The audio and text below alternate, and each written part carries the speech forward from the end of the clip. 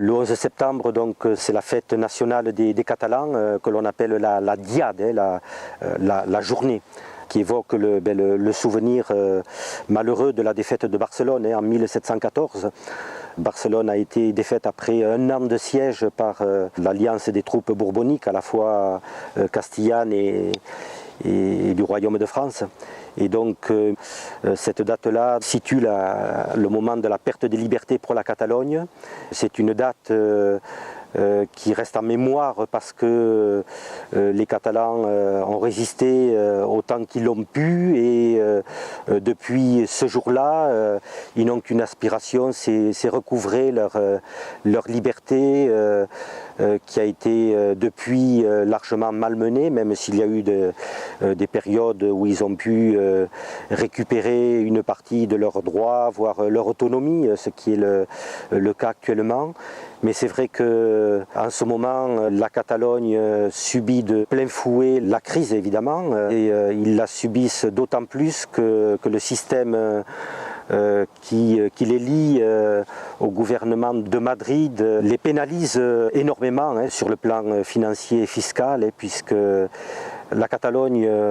reverse des taxes à une hauteur qui n'est pas restituée ensuite par le gouvernement de Madrid. Mais donc crise financière,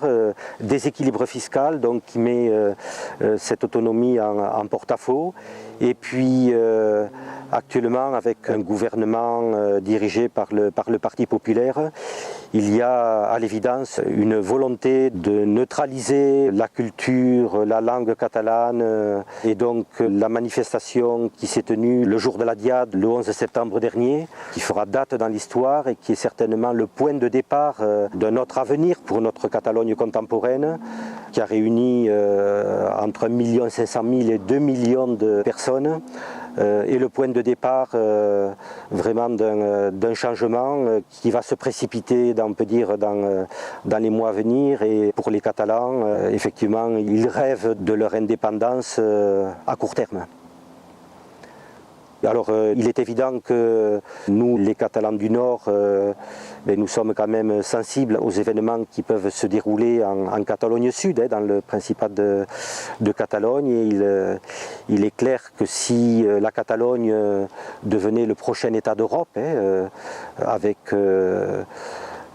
l'adhésion à l'Union européenne, qui est certainement la volonté ultra-majoritaire des Catalans, il est évident que pour nous, la donne serait bien différente aussi au niveau